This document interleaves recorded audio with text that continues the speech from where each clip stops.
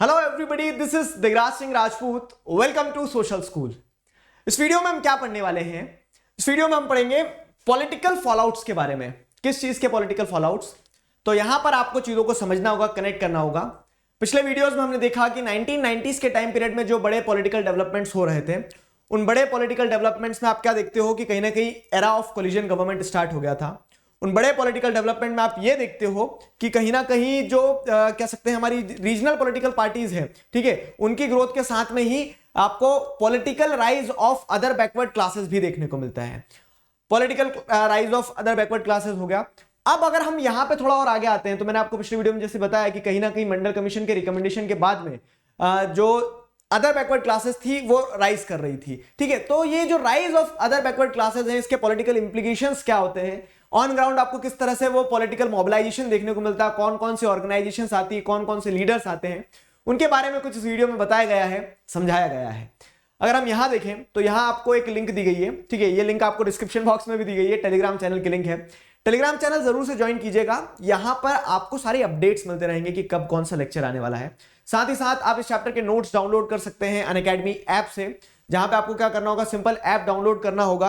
आप ऐप पर और भी बहुत सारे फीचर्स एक्सप्लोर कर सकते हैं, जैसे स्पेशल क्लास होती है जो कि एब्सोल्युटली फ्री होती है, ठीक है। रियल टाइम इंटरेक्शन होता है, साथ ही साथ क्या होते हैं, क्विज होते हैं, बहुत सारे स्कॉलरशिप एग्जाम्स होते हैं। इन सभी फीचर्स को आप फ्री ऑफ कॉस्ट एक्सप्लोर कर सकते हैं on the Unacademy app using the code DIGRAJ Digraj.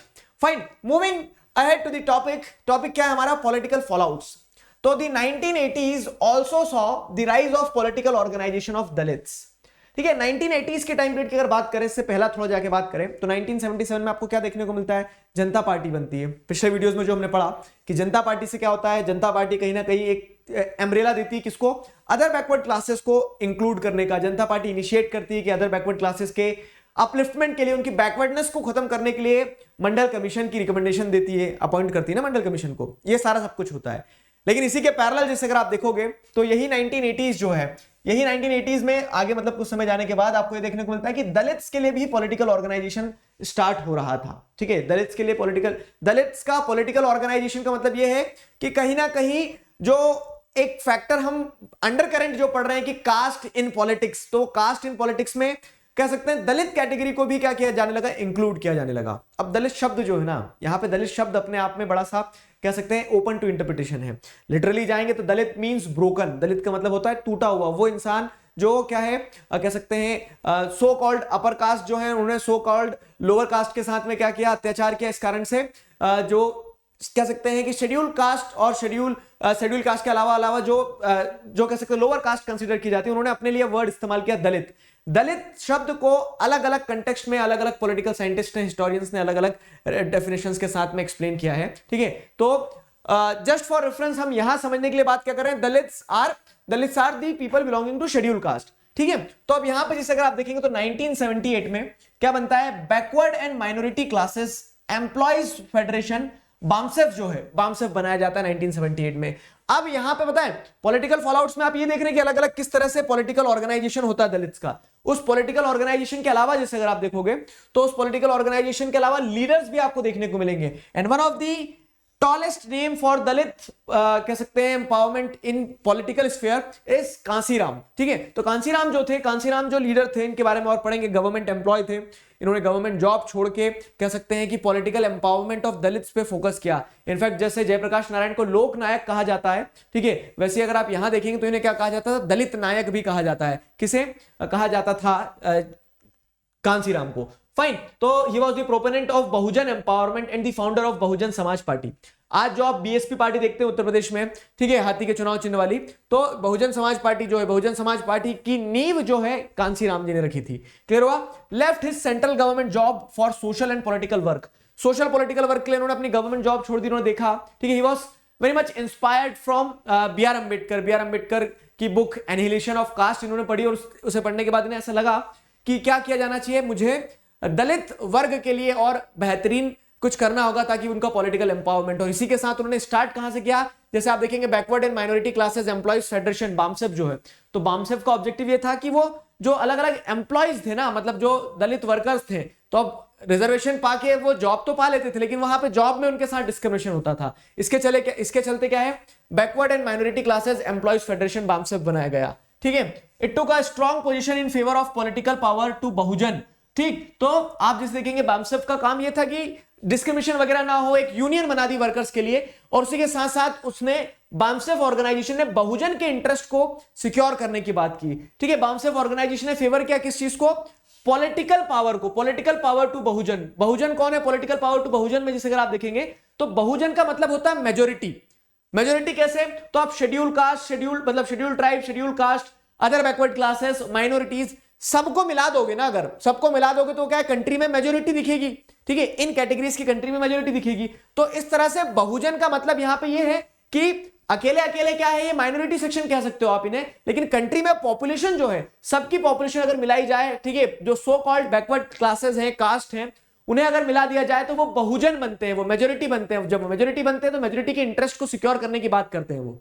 ठीक है, तो इस तरह से जो बामसेफ की बात कर लो, फिर आगे भी जो ऑर्गेनाइजेशंस बनेगी, तो इनका स्ट्रॉन्ग पोजीशन रहा किस चीज के लिए, in favour of political power to Bahujan. ठीक है, बहुजन को पॉलिटिकली एम्पावर करने के लिए आवाज उठाई गई है। ठीक है, it was out of this that the subsequent Dalit Shoshit Samaj संघर्ष समिति and later Bahujan Samaj party was being formed. ठीक है, तो इन पार्टीज से जैसे अगर आप देखेंगे तो बामसेफ वगैरह से ही बाद में क्या निकल के आई, DS4 भी कहा जाता है, DS4 कांसीराम के ऑर्गेनाइजेशन को कहा जाता है क्या, दलित शोषित समाज संघर्ष समिति। ठीक है, तो जो अत्याचार दलितों ने सहा उसके लिए क्या एक संघर्ष समिति बनाई जाए। जैसे दलित पैंथर्स के बारे में आपने प्रीवियस चैप्टर्स में पढ़ा है, अगर चैप्टर्स पढ़े होंगे तो दलित पैंथर्स लेकिन वायलेंट था, ये वायलेंट नहीं है, पॉलिटिकल एम्पावरमेंट की बात की जा रही है कि किस तरह से मेन स्ट्रीम पॉलिटिक्स में आप कह रहे हैं कि अदर बैकवर्ड क्लासेस का राइज देखने को मिलता है, दलित का राइज देखने को मिलता है। ठीक है, तो फिर क्या होता है, और बाद में यही दलित शोषित समाज संघर्ष समिति क्या बन जाती है, बहुजन समाज पार्टी बन जाती है। जो बहुजन समाज पार्टी बनती है तो पंजाब हरियाणा से अपने कह सकते हैं पॉलिटिकल करियर को स्टार्ट करती है बहुजन समाज पार्टी, और फिर उत्तर प्रदेश में क्या होता है, उत्तर प्रदेश में सब्सिक्वेंट इलेक्शंस में क्या होती है, वो जीत भी हासिल करती है। Emerge under the leadership of Kanshiram Bahujan Samaj party. ठीक है, तो अब ये वही बताएगा कि proponent of Bahujan empowerment and the founder of Bahujan Samaj party. ठीक है, left central government job for the social and political work, founder of BAMCEF, DS4 Dalit Shoshit Sangharsh Samaj Samiti. ठीक है, and finally the BSP in 1984। ठीक है, astute political strategist, he regarded political power as master key to attend social equality. उन्होंने political empowerment को social empowerment का master key बताया कि अगर आपको मतलब सामाजिक रूप से सशक्त होना है तो राजनीतिक रूप से सशक्त होना पड़ेगा। आपके रिप्रेजेंटेटिव्स हो जो आपको रिप्रेजेंट करे, जो आपके इंटरेस्ट को रिप्रेजेंट करे, जो आपको सिक्योर करे। ठीक है, तो assured political strategist, he regarded political power as master key to attaining social equality, credited with Dalit resurgence in north Indian states. ठीक है, तो नॉर्थ इंडियन स्टेट्स में दलित रिसर्जेंस के लिए इन्हें क्रेडिट दिया जाता है। जैसे डेमोक्रेटिक रिसर्जेंस आप पढ़ के आए हैं पिछले चैप्टर में, तो ऐसे ही दलित के अपलिफ्टमेंट के लिए, दलित के वेलफेयरमेंट के लिए कहीं ना कहीं इन्हें क्रेडिट दिया जाता है, बहुत बड़ा क्रेडिट दिया जाता है। और इन्हीं के बाद जैसे देखेंगे तो बहुजन समाज पार्टी को किसने संभाला, मायावती ने। फाइन, और उत्तर प्रदेश में जैसे आप देखेंगे तो सरकार भी बनती है। अब बहुजन समाज पार्टी की अगर बात करें और उसकी पॉलिटिकल प्रेजेंस की बात करें तो the BSP under Kanshiram's leadership was envisaged as an organization based on pragmatic politics।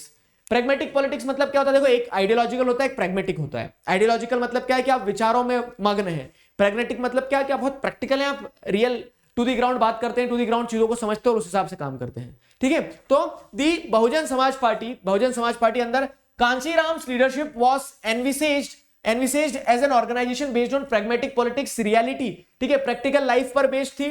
It derived confidence from the fact that the Bahujans, scheduled caste, scheduled tribe, OBC and religious minorities, ठीक है, constituted the majority of the population and were formidable political force on the strength of their numbers। तो pragmatic मतलब practical politics में उन्होंने समझा कि politics में, democracy में मेजोरिटी मायने रखती है, और मेजोरिटी जब मायने रखती है तो ये मतलब ये तो क्या है, सेल्फ एक्सप्लेनेटरी है कि अगर आप इन सारी कैटेगरीज को मिला दोगे, schedule caste, schedule tribe, other backward classes, minorities में मतलब क्या हो जाता है, जैसे मुस्लिम्स हो गए, ठीक है, तो जो दूसरे रिलीजन के भी लोग हैं, तो इन सभी को अगर मिला देते हो आप, इन सभी को मिला देते हो तो फॉर श्योर क्या हो जाएगा कि इनकी जो मेजोरिटी है इन सारी कैटेगरीज को मिलाने के बाद में कंट्री में मेजोरिटी में रहेंगे। तो if you are talking about the interest of Bahujan, ठीक है, if you are talking about the interest of all these categories, तो for sure they are going to give you the majority.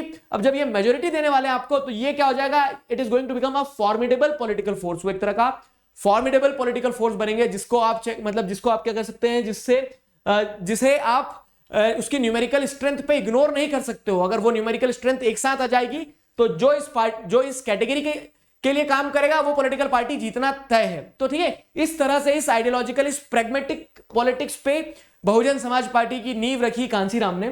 ठीक है, since then the BSP has emerged as a major political player in the state and has been in government for on more than one occasion. ठीक है, तो फिर क्या, जैसे आप देखोगे तो बहुजन समाज पार्टी इस तरह से, बहुजन समाज पार्टी जो है इस तरह से क्या होती है, एक पॉलिटिकल पावर की तरह इमर्ज होती है। और एट टाइम्स क्या होता है, राज्यों में सरकार भी बनाई उसने, और इनफैक्ट जब अलायंस बनते हैं, कोलिजन बनते हैं, तो वहां पे बीएसपी ने एक इंपॉर्टेंट रोल प्ले किया। It's strongest support still comes from the Dalit voters, but it has expanded its supports now to the various other social groups. ठीक है, तो आज भी बहुजन समाज पार्टी का जैसे आप देखोगे तो स्ट्रॉन्गेस्ट सपोर्ट दलित सेक्शन से आता है। उसके अलावा भी इसने अलग अलग ग्रुप्स में अपनी पकड़ को बना लिया है। तो ये आपको समझ में आ रहा है कि किस तरह से राइज ऑफ दलित जो है, जैसे ब्रॉड टॉपिक क्या देखा कि political rise of other backward classes, वैसे राइज ऑफ दलित्स के बारे में बताया गया। It in many parts of India Dalit politics and OBC politics have developed independently and often in competition with each other। तो दलित पॉलिटिक्स की अगर डेवलपमेंट की बात करें तो कंट्री में हमारे, ठीक है, क्या हो रहा है कि दलित पॉलिटिक्स एक सारे दलित से एक साथ आके भी पॉलिटिकल कंपटीशन में लड़े हैं, अपर कास्ट या फिर so called higher section of the society के साथ में। और वहीं पे क्या है, अलग अलग दलित सेक्शंस को भी लेके भी अलग अलग पार्टी है। जैसे रिपब्लिकन पार्टी है, तो कांसीराम जो है, तो जो द रिपब्लिकन पार्टी जो है, ठीक है, the Republic party of India ऐसा कुछ है ना, तो जो बी आर अम्बेडकर वाली थी, उससे डिसिल्यूजन हो गया कि वो क्या कर रही है, वो पॉलिटिकल पार्टी सिर्फ पावर लेना चाह रही है। इसी के चलते उन्होंने एक अलग पार्टी बनाई अपनी। तो यहाँ पे वही बताया गया कि in many parts of India Dalit politics and OBC politics have developed, independently भी डेवलप हुई है and often in competition with each other भी डेवलप हुई है। So this was the story about political fallouts. ठीक है, तो अब हमने क्या कर लिया, एक और ब्रॉड डेवलपमेंट जो था, कौन सा ब्रॉड डेवलपमेंट था, कि किस तरह से कहीं ना कहीं जो राइज देखने को मिला आपने अदर बैकवर्ड क्लासेस का, वो समझा 90s की पॉलिटिक्स में। अब 90s की पॉलिटिक्स में, ठीक है, जो politics in India in recent time की अगर बात करें, तो उसमें एक और जो डेवलपमेंट हो रहा था, वो क्या हो रहा था पता है, एक और जो डेवलपमेंट हो रहा था वो ये हो रहा था कि कहीं ना कहीं रिलीजन का भी, जिस तरह से कास्ट पॉलिटिक्स को इन्फ्लुएंस करने लगी थी, पॉलिटिक्स से कास्ट को खेला जा रहा था। ठीक है, वैसे रिलीजन भी एक इंपॉर्टेंट चीज हो गई थी, रिलीजन के इर्द गिर्द भी चीजें बदल रही थी, पॉलिटिशियंस रिलीजन का भी इस्तेमाल कर रहे थे। क्या, कैसे, सब कुछ नेक्स्ट वीडियो में पढ़ेंगे। तब तक stay connected, keep learning, signing off with this together we can, we will. Thank you very much.